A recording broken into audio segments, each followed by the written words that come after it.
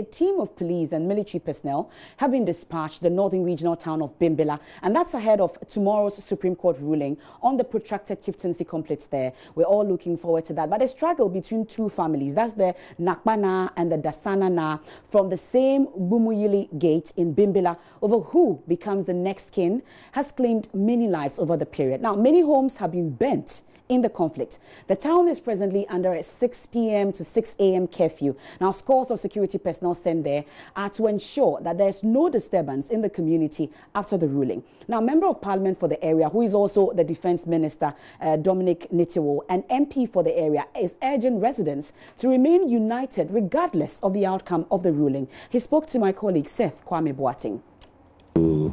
The problem that we've had in Bimbilla just in the next few days to come. How do you feel, looking at where Bimbilla has got into now, that the Supreme Court is almost through giving its final ruling on the chieftaincy issue there? First of all, I'm happy that it has come to the situation where the Apex Court will be ruling. We're all anxiously waiting for it. It's good that the people took it to the courts to allow the courts to decide. And for me, like I said, I'm extremely glad that the Apex courts have now decided this is the best way to go. And so we're giving its ruling. It's not been an easy journey. This matter started in 2013, 2003 till now. It's 15 years. Exactly 15 years ago that started, when the successor to the late chief was expected to be announced and skinned. And for 15 years, this issue has been going on. What did not help the situation is that, unlike other places where people were using the law courts, it degenerated into insecurity where people decided to use arms. That was the unfortunate aspect. If it was just the matter of who is supposed to be rightful owner, and they were using the law courts, I'm sure we'll not be saying some of the things we are saying today. But I'm happy that today we are all waiting anxiously for the courts to rule, and then we can move forward. I am very optimistic that we can get peace immediately and during and after the ruling. For the security, we have put in our security to ensure that the place is peaceful after the ruling. The signals also take point to a fact that the people will accept the outcome. There are three outcomes, Either nobody wins, or somebody wins, or both win. And so it's like politics. You cannot, you just have to accept at the end what the final arbiter says. And so I appeal to the people, and I appeal to the supporters, I appeal to the contenders, I appeal to even well-wishers that whatever the Supreme Court finally sees, we should say glory to the Almighty, Allah, Almighty God, and move on as a people. It's really affected the people, even me as a politician. We will come there, but some people I interviewed have described it as a make or break. Is that how you see it? No, I don't see it as a make or break. Like I said, what I've seen on the ground and what I've heard on the ground and my feeling on the ground tells me that it's a process that the people will accept. Though it's not easy because of the fact that people have taken entrenched positions. And ultimately, at the end of the day, we still have no choice. If the courts finally rule and take a position, it's very difficult within the land of Ghana and within the confines and the laws of Ghana to say, I don't accept. There is a process you can go through to appeal, and I will urge that we use that process. That is if the side that will lose is not ready to accept. Yes, we should use that process.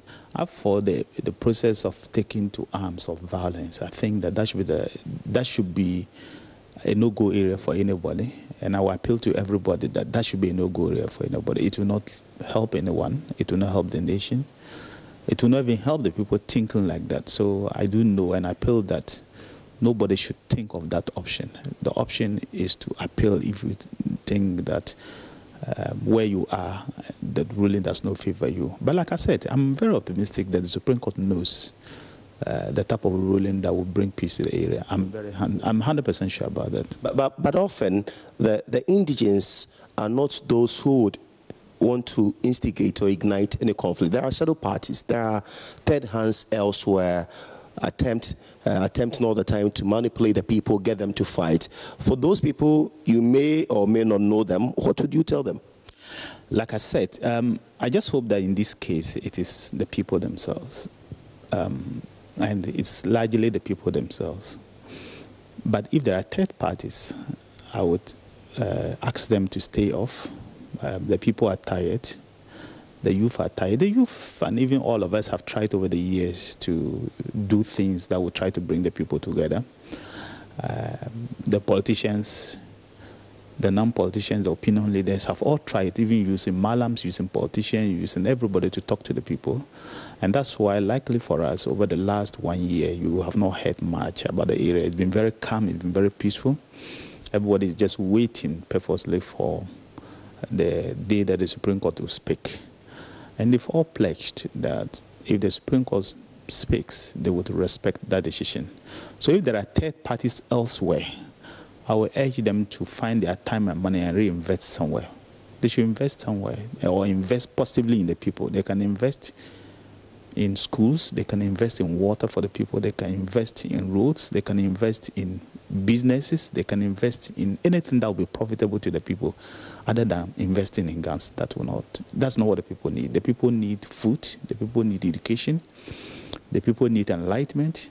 That's what the people are asking for. And like I said, it has really affected the people very much. A lot of the resources that are supposed to have gone to the people are used in peacekeeping.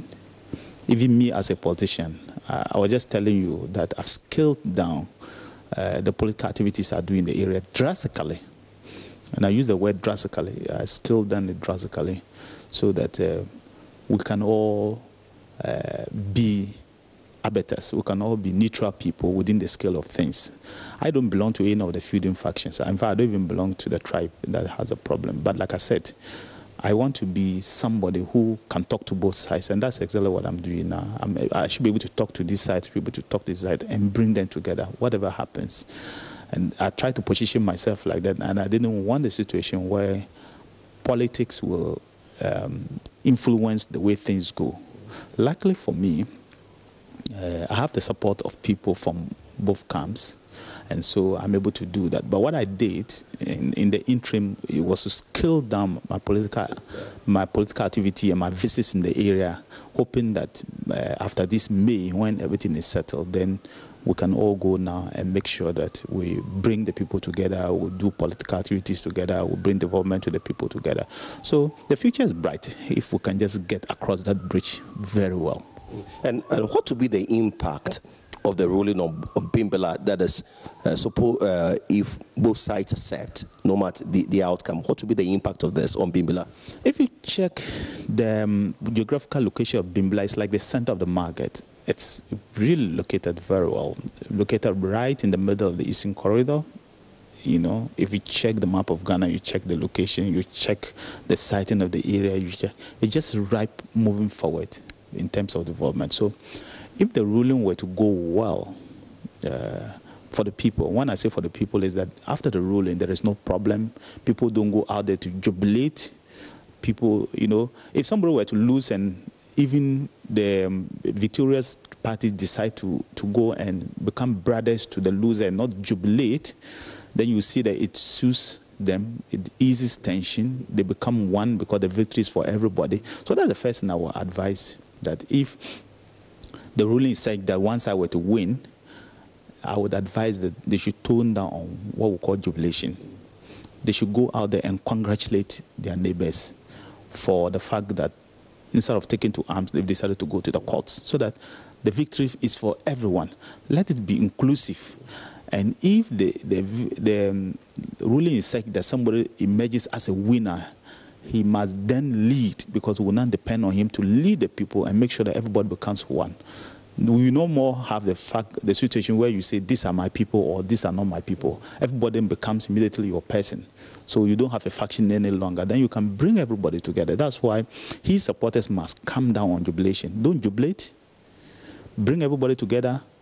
Get everybody close on you, and let's move on.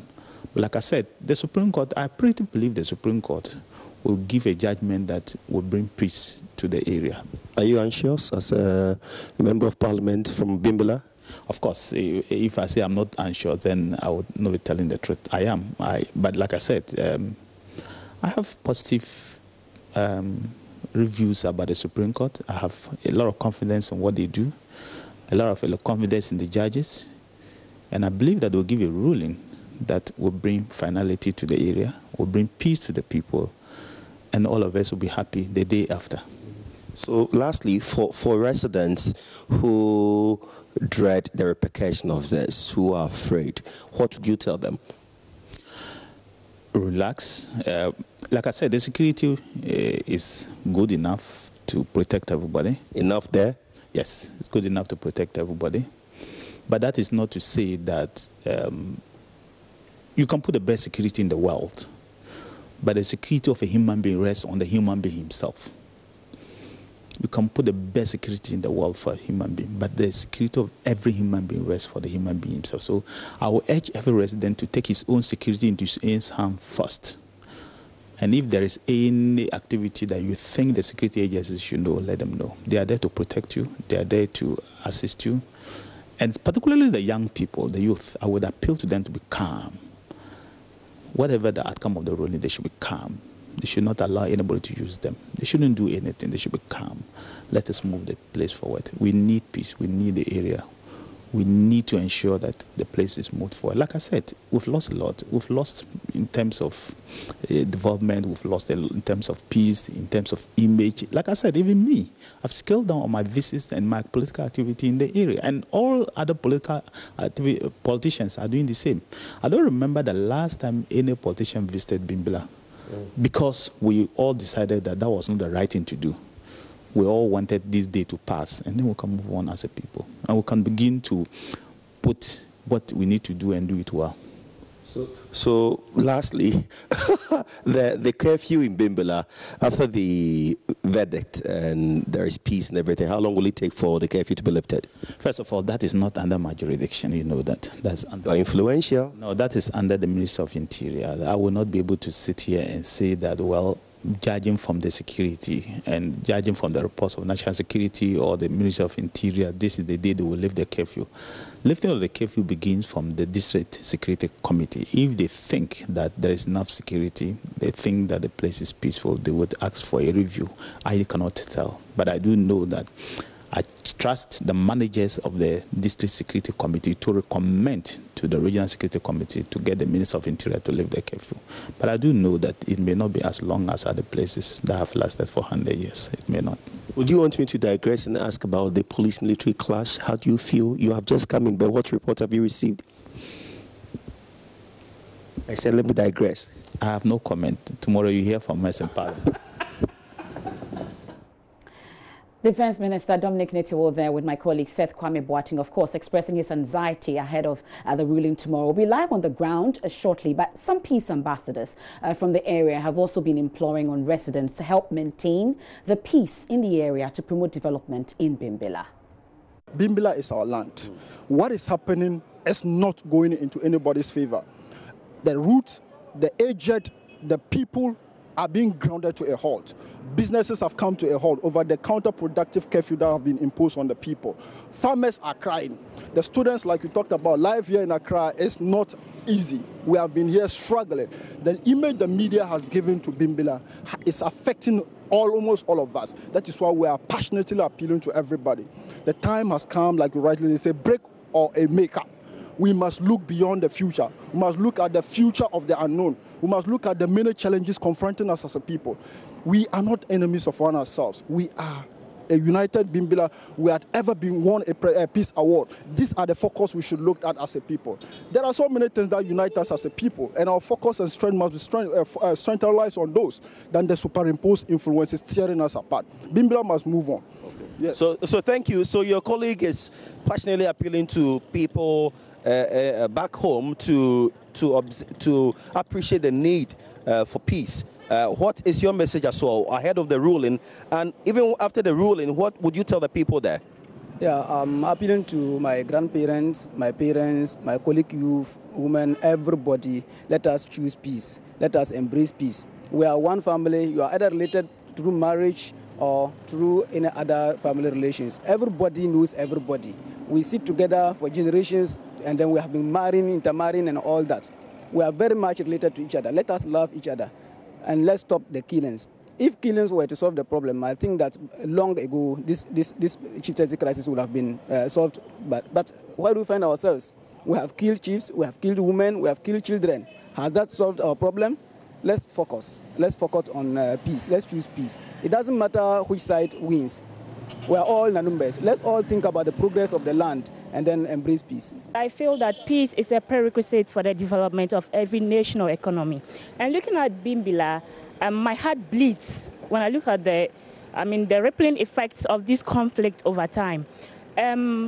People might not see the effects now, even though some have already manifested. But looking into the future, there are more things that we have to ponder over.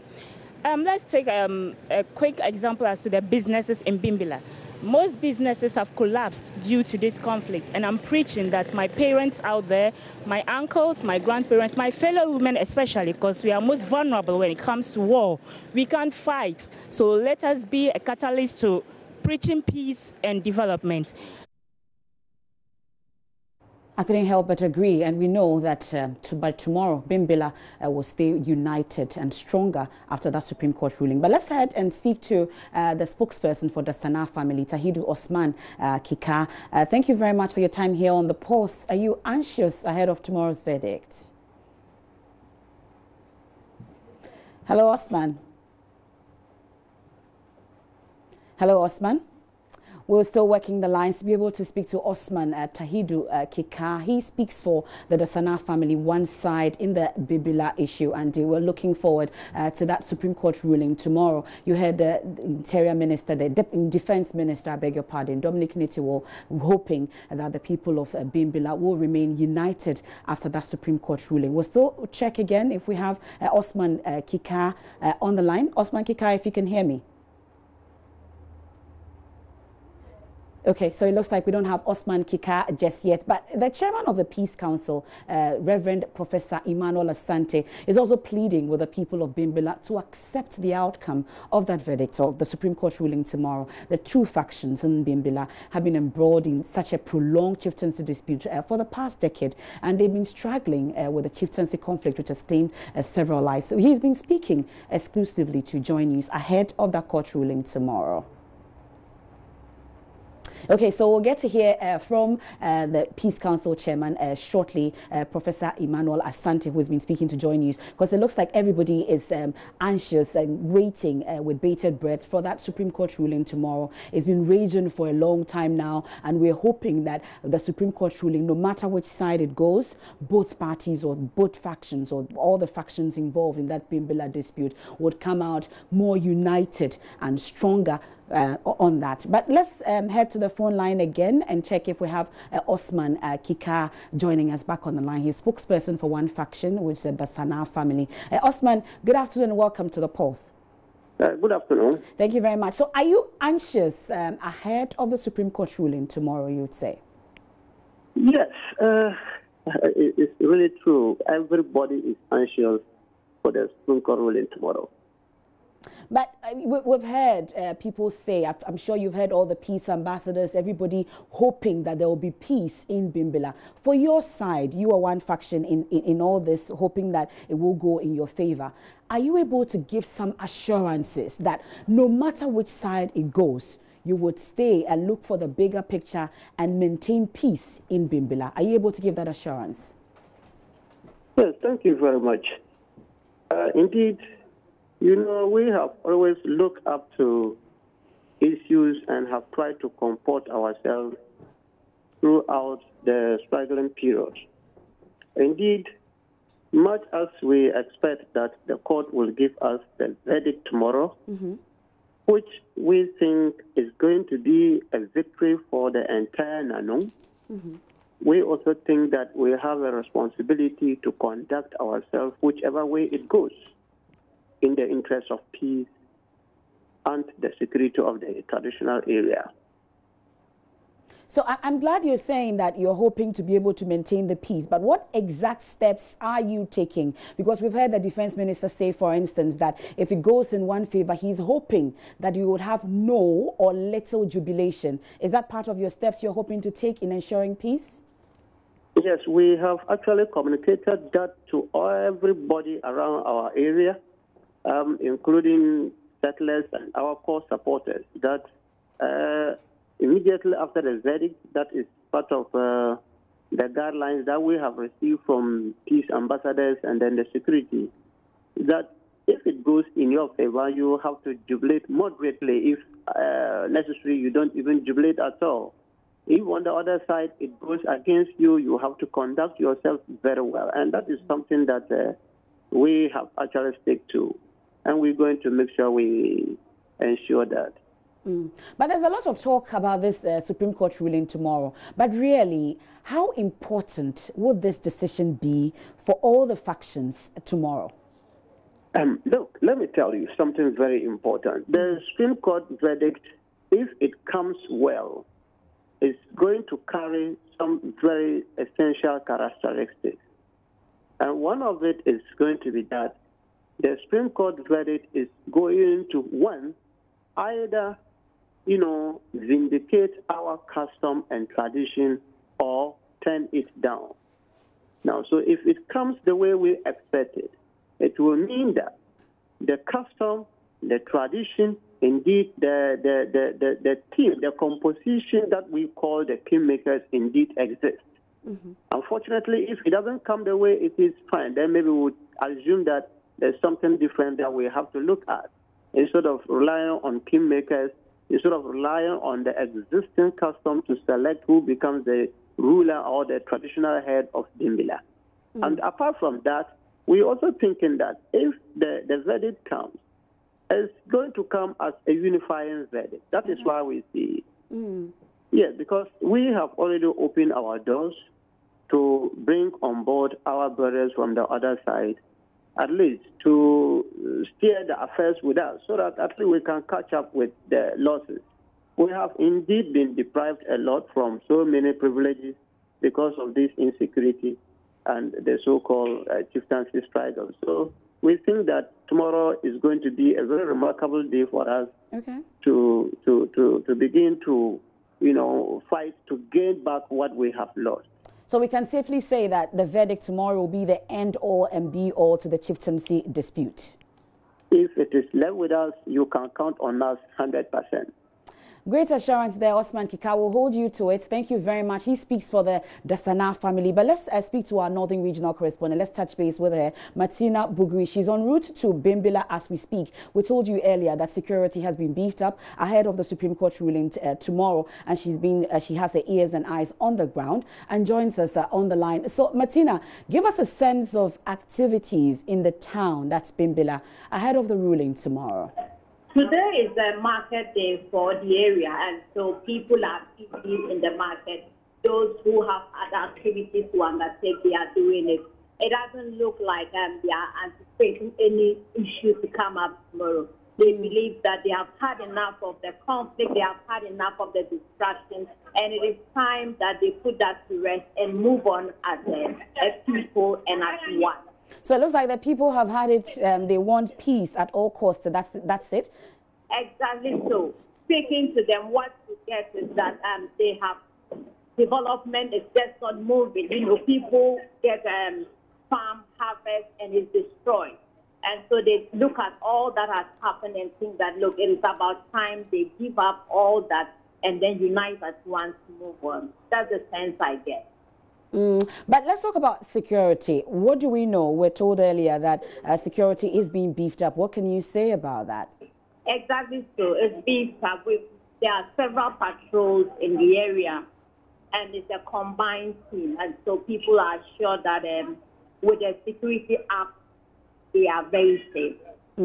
That's our Northern Regional correspondent, Martina Bugri. Of course, we'll be following development in Bimbilla, and as and when we get it, we'll let you know. This is the Pulse. We'll take a quick break, but still to come, school authorities of the Ghana National College are denying any complicity in the death of a 17-year-old student who had an asthmatic attack. We know that the parents are threatening to sue the school. We'll hear from the headmistress and bring you updates on the mood on campus.